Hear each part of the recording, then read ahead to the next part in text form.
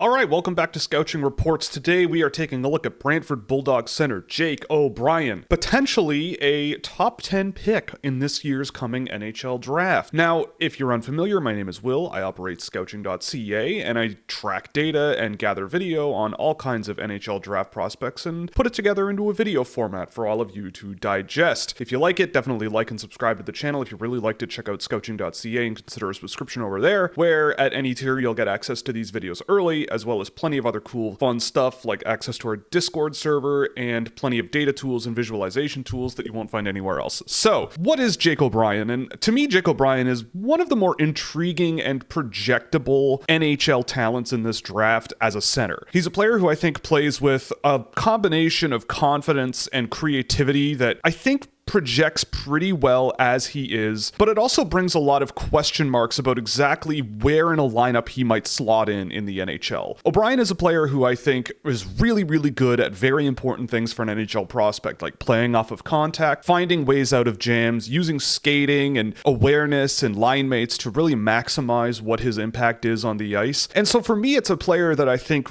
has a very wide range of possibilities in his career, but I do think there's a pretty solid floor with the way that Jake O'Brien approaches the game and plays the game. So with that, let's get into the specific. And with that, let's get into the video that I've pulled on Jake O'Brien over the course of this season. So where we're going to start with Jake O'Brien is in the think category. So for me, Jake O'Brien is a very reliably smart player in this year's NHL draft, and I think that is extremely valuable, especially for a center. So first things first on this play that I want to highlight is just Jake O'Brien's ability to read space, read the opposition, find open areas to cover space and cause some turnovers here. So O'Brien is number 44 here in the corner, just on this retrieval, trying to cause a turnover. He misses, but one thing I want to keep an eye on is his cut to the front of the net here first. You know, he's in a good spot. He can maybe be a good tipping threat if that puck comes loose and pops out in front, but he does do a really good job, right? So this defenseman here, number 7, is pinching up the boards here, and Jake O'Brien is going to see that and cover the space behind him and really just cut the puck off on this offensive zone exit. And to me, this stuff is really important because it means the difference between potentially extending an offensive zone cycle and having to do the work to get it back into the offensive zone with control. So for me on this play, it exemplifies O'Brien's ability to sort of battle for pucks, stick with the flow of play, while also being aware of his line mates and where everybody is headed, and covering open space and allowing guys like your defensemen to pinch a little bit to keep pucks in the offensive zone. So it's a good start, and that's kind of a good foundation of what we're looking at with O'Brien. And here's another one, right? And this just is a really good example of what I think makes O'Brien so projectable. So on this offensive entry, Sarnia gets the puck back here, but here's O'Brien, right? And this is the obvious thing that Sarnia is going to try here, right? That's their only option on this breakout, and he knows that, and he gets right in there,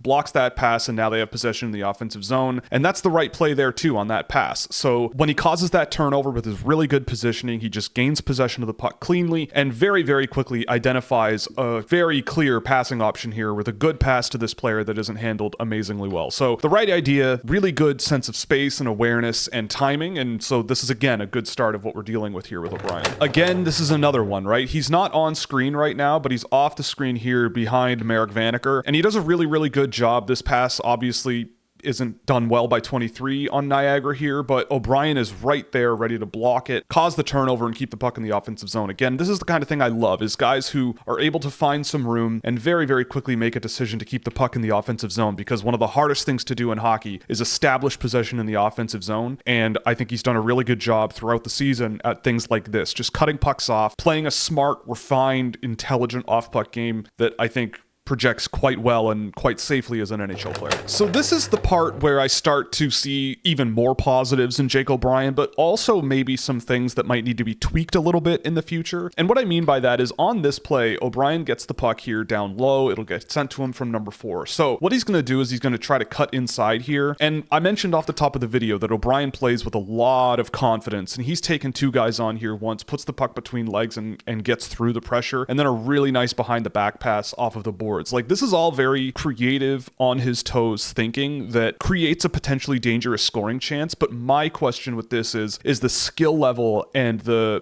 quickness at a high enough level to do this in the NHL one day. I personally believe that it's a good foundation to start with, and these sort of fundamentals can be built upon in the future, but I did notice a lot of the time O'Brien was skating into pressure a lot, but finding creative ways out of it, drawing coverage, working off of it, which to a lot of people is a good thing to a certain point, but I think it's a bit past the point where I'm comfortable, but you still see potential with him in terms of thinking his way out of these positions, you know, working with a lot of confidence. And personally, I always favor guys who play with confidence rather than guys who play it really safe. It's just going to be a matter of finding that balancing point. And I think this is a good example of the confidence and the skill and the creativity and the high-end, potentially offensive upside here that he could have. This is another thing that I think is really illustrative of what Jake O'Brien is all about, but I'm not entirely sure how it'll look in the NHL doing this. Like, he's a player that doesn't necessarily have an extremely high pace of play. He's not a super high energy guy, but he just seems so comfortable with the game and calm in almost every scenario where, you know, here the game, you know, that this puck is just lazily turned over in the offensive zone. He makes no mistake, and he just slows the game down a little bit. And yes, the defensive pressure here I don't think is particularly good in the sense of like really applying pressure to him really well. But the point here is that he's able to sort of make reads and work off of the opposition's positioning. You know, at this point, he's protecting the puck really, really well. And, you know, maybe that pass gets intercepted there at the end and it's coming the other way. But the thing I take away from this is just that calmness, the ability to use his feet and a little bit of skill to sort of manage the puck a little bit, protect the puck a little bit, and really find ways again out of these situations and trying to establish offensive zone possession, which is an important skill. Here's another one, right? So O'Brien is the guy here on the exit. Well, he's not in the frame. There he is.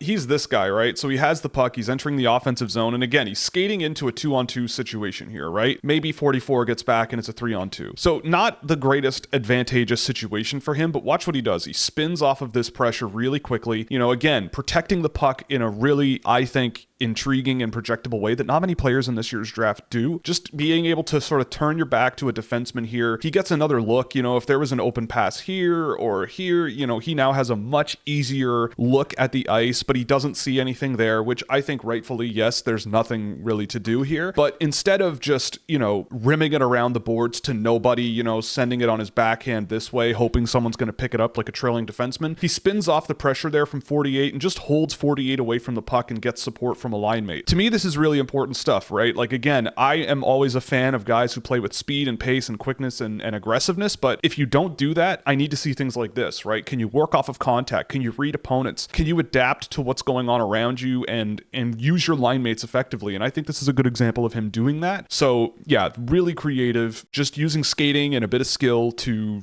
find ways out of complicated situations and doing so in a way that I think could work in the NHL, especially considering he's got some size to him as well. Again, I get told all the time by NHL people that playing off of contact is so important in the NHL, and this is a really good example of that. It's a quick example, but this kind of thing happened a lot with O'Brien, right? Yes, you could dump the puck into the offensive zone this way. Sure, that could be a thing, and there are people who probably will point out that turning into the boards like this against an NHL player is a nice recipe for a nice concussion, but at the end of the day, again, I'm looking for capability and what players are capable of. And so O'Brien reading contact, working off of it, and doing so hopefully in a reliable way down the road, I think could be a really impressive trait for him to have in the NHL. So he turns what could be an offensive zone retrieval situation into a pretty good controlled entry here. So again, that thinking under pressure, that creativity, and some good skating work that just marches play up the ice, I think that's a real hallmark of his game. So again, O'Brien is a player who can slow the game down a little bit, and I think he excels when the game is in this kind of a scenario. So here he's just handling the puck, letting the defense just kind of move around and shift around, and he takes advantage of it really, really cleanly here, right? So he gets possession of the puck, skates out a little bit to the blue line, but still is facing no pressure, and now he's got an entire lane to play with here, right? Maybe he could send the pass to number 4 here, and they get a nice chance in this lane, but what he does is he just, again, just holds onto the puck that extra split second, pulls the puck around pressure from 48 there,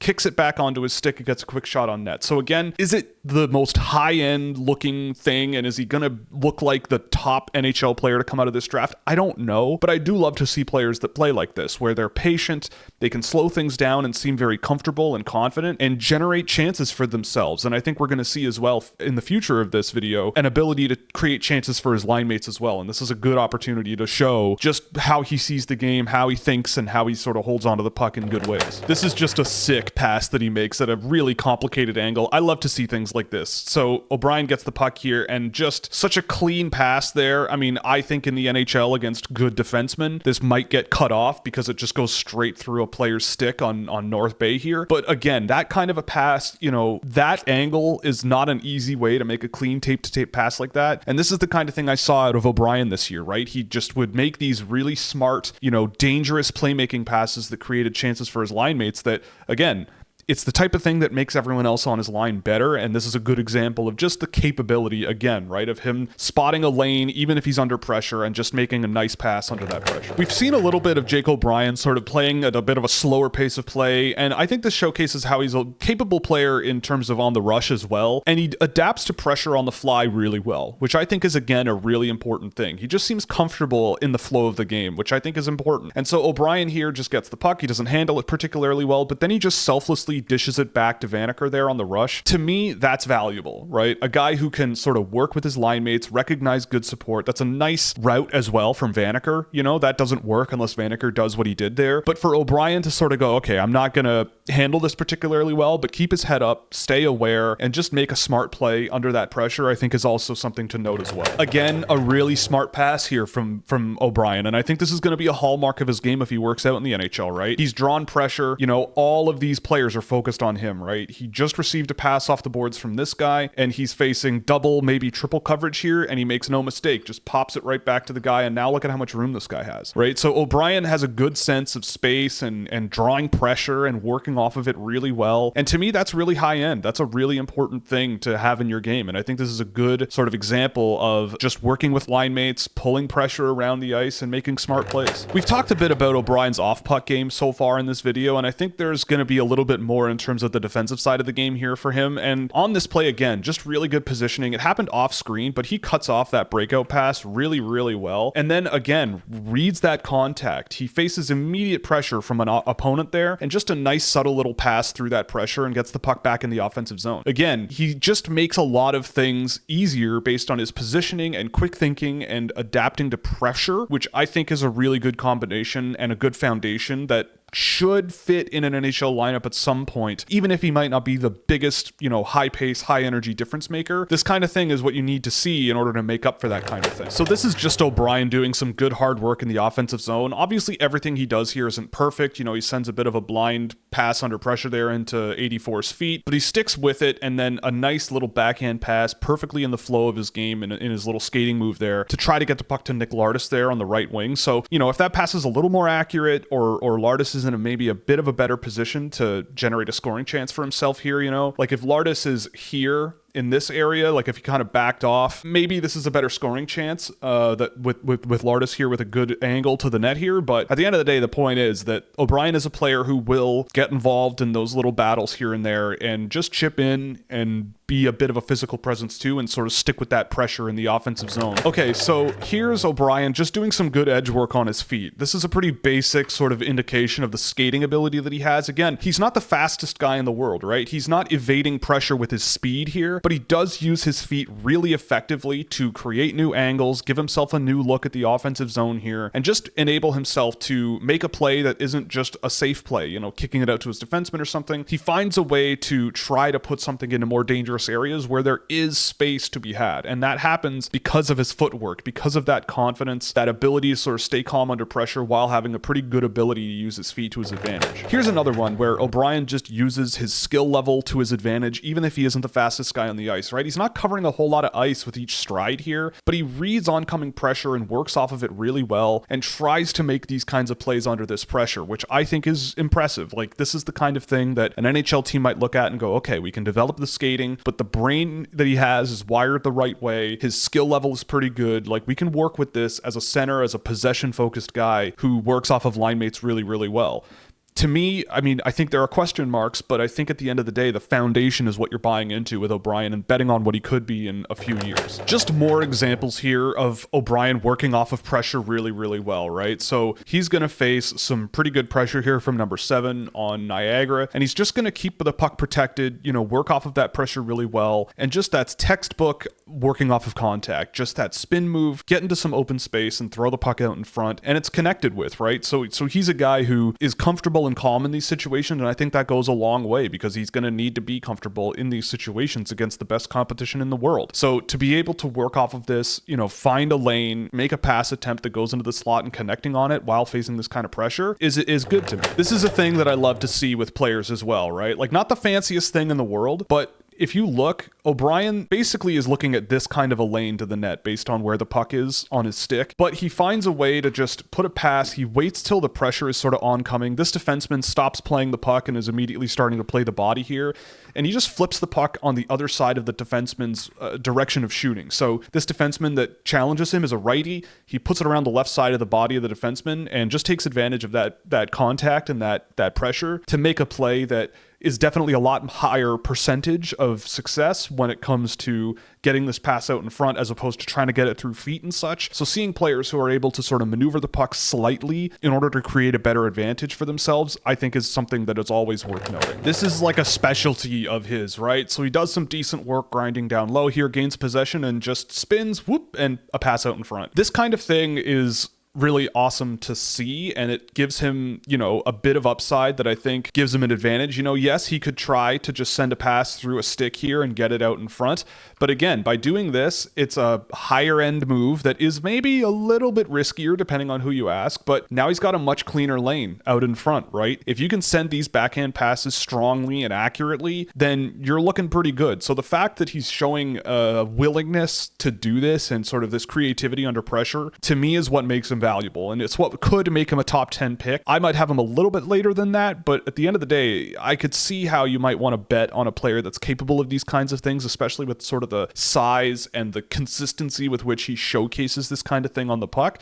So that's always worth noting, and this play I think is a good example of that. So here's that patience and confidence on display where I think this could take him a long way. So O'Brien gets the puck in the offensive zone here after not necessarily handling a pass super well, but he just gets around the perimeter here, has some good energy, good puck protection, shakes off a defenseman, gets out to the blue line, and again, I've said this in many videos before, but taking a shot from here is like a cardinal sin to me. I just go, nope, that's not really going to be a great option for me all the time, and he doesn't, right? He just kind of waits and dishes the puck to someone else. I would love to see a little more quickness out of him to get through that lane and maybe attack the middle a little bit harder, but I'm nitpicking there. Like, this is a good indicator and a good example of O'Brien's sort of that patience and that confidence and that ability to sort of push defenses back a little bit and sort of keep them guessing as to what he's going to do here a little bit. Like, maybe they could have challenged him a little bit harder and quicker here, but he makes a good read here and doesn't take low percentage plays or anything, and he kind of just keeps play flowing in the offensive zone, which I think is valuable. This is going to be a good example of what he is capable of under pressure that isn't necessarily based on his feet, right? He's a player who I think also plays a really selfless style of play. He's on the entry here, and he's going to get pinned to the boards, but he's going to find a way to keep the puck going, right? That little tap, it's hard to see in this situation, but he's pinned against the boards, and to me, a guy who can be pinned against the boards like this and just sort of tap the puck off the boards to good line mate support here, right? Like, this is a 2-on-1 here, and the fact that he can just give a little tap of the puck to his line mate there and they create some sort of offensive opportunity here, that's really valuable, right? Getting the puck off the boards, even if you're pinned against the boards, is something that I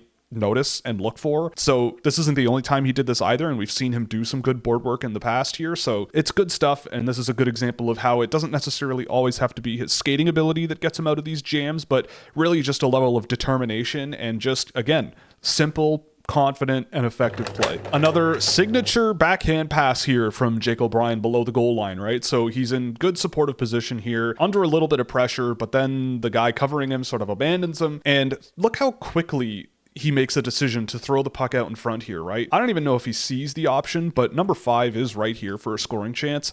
And that very nearly could have been very scary for North Bay. So this ability for O'Brien to identify a little bit of room, let the opposition sort of get away from him, now he's got a little pocket of room to play with. Now, again, on his forehand, this is a difficult thing to pull off. You've got a guy right in the way, but if he spins into his backhand, he's got a better lane. So to have that awareness and that ability to sort of challenge defenders in creative ways like that and that quickly, to me, that's, again, something really important, and I think something that's projectable. Again, even if the flashy bits and the high-end speed and everything that people look for may not quite be there with O'Brien as much as other players. This is just a really slick pass that led to a goal in a game that was quickly becoming a blowout for Brantford, but this was a really, really nice little pass through pressure here, right? The fact that he, even takes this pass is kind of fun. And managing to get this through this kind of pressure clean to Vanacker for a goal, that's just really nice. Maybe that pass doesn't work 7 times out of 10, but when it works, that patience and that vision, that will help him generate offense. He scored a lot of points this year for a reason. So we're going to get into a little bit of the areas of improvement for O'Brien, and I don't think there's very much that we're going to cover here because I think O'Brien is a simple and effective, but in a good way player. Like the creativity that he has that we've seen and the ability to play off of contact is definitely there with him. But the thing that I wanted to note is that it's more about the projection with him. How much of a high-end player are you going to get in the NHL in the next few years, right? To me, this is a good example that highlights maybe a lack of that pace being potentially an issue at higher levels, right? So he does play things the right way by sort of shifting and changing angles and changing directions and feigning passes and everything, which could work. But again, on that offensive zone retrieval that he kind of instigates himself, he's there second. And again, the speed through the neutral zone,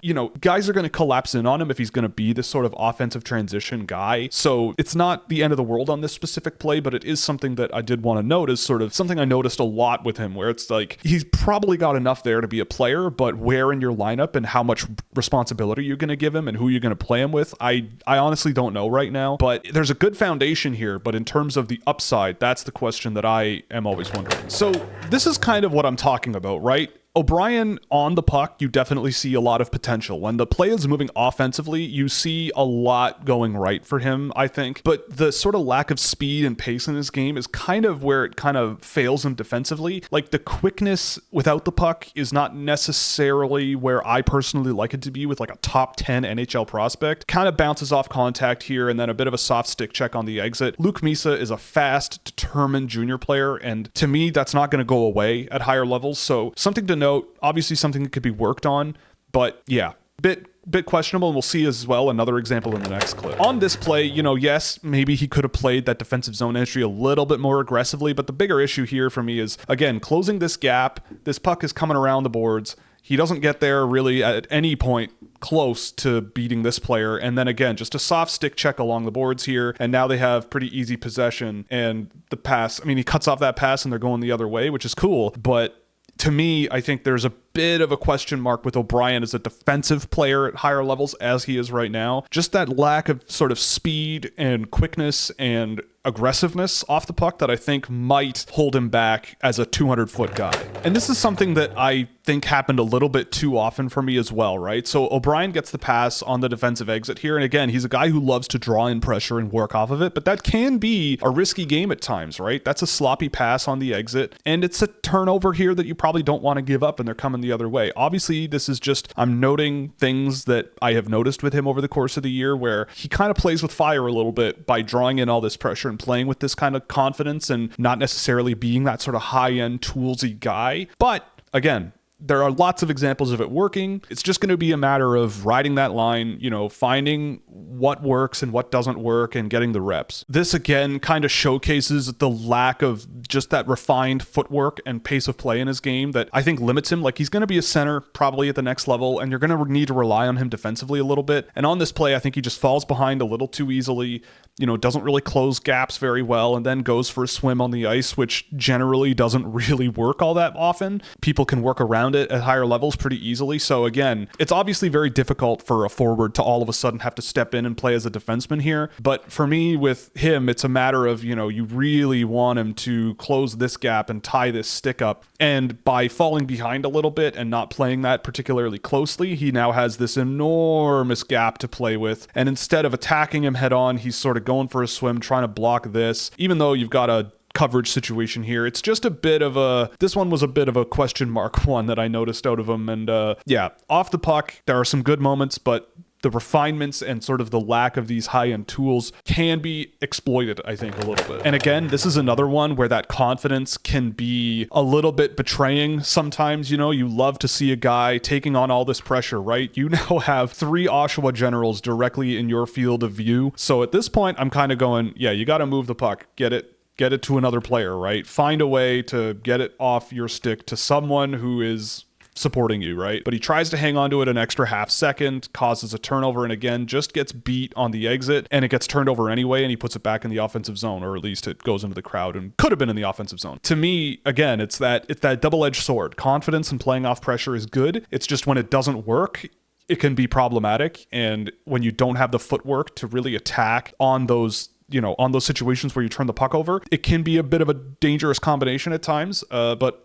again, this is only to point out that, there are pros and cons to a player like here. Again, O'Brien on the defensive zone play here just kind of doesn't play the man here well at all and just goes for a little skate on the ground, I suppose you could call it, I don't know, and then flips it out of his own zone to nobody, causes a turnover, and the puck's coming the other way. So for me, again, being a bit better at closing these gaps and attacking guys head on and being a bit more agile would go a long way, I think, to make O'Brien a more reliable player defensively, because there are some metrics that we'll see in a second that I think raise some questions about his overall impact on a game and how much his 200-foot game is going to really translate as it is now. So that's going to be it, honestly, for Jake O'Brien. And look, I think that there's a lot going on here with him that I think is really, really interesting. I think he plays a style of play that is very projectable to higher levels of play. At the very least, I could see this player being a really effective pro league player, whether it's in the AHL and maybe down the lineup in the NHL. And with some good development, I could see some really interesting things come out of his game. He's a player who plays, I think, really confident, calm, steady hockey that, with his frame, I think with some physical development could really take him a long ways. He's a guy who works with his line mates really, really well. And I think he's a guy who just brings a lot of safe, dependable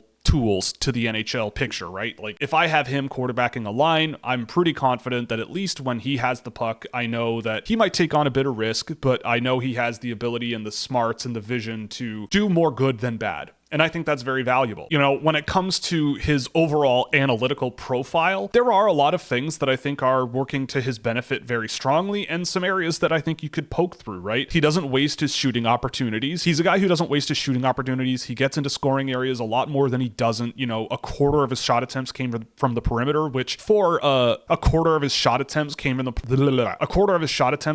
the perimeter, which is fine to me. I think that's really good to see a guy not really willing to just pepper the net from the perimeter, but only 12% of the shot attempts taken with him on the ice came off of his stick, right? He did generate a lot for his line mates. He was one of the better shot assist guys in my database this year, but not very much from scoring areas, to be honest. I think, the offensive generation of levels are about on par with a guy we just profiled in Malcolm Spence. And I do think that there is a lot of potential with just how solid his overall game and the analytical profile is, right? Offensively, he's got a lot of good abilities and tools and output. Defensively, I think he's got really good off-puck instincts, and that comes through with the volume of cycle breaks that he has in the defensive zone and the amount of offensive zone turnovers he's generated, right? That's a lot of off-puck positioning that's done really well for him. I think he's a really, really smart off-puck player as well. It's just going to be a matter of refining the tools, and I think that the better off he is in terms of development and working with skills coaches and skating coaches and everything from here could really unlock a lot of headroom. This is a guy who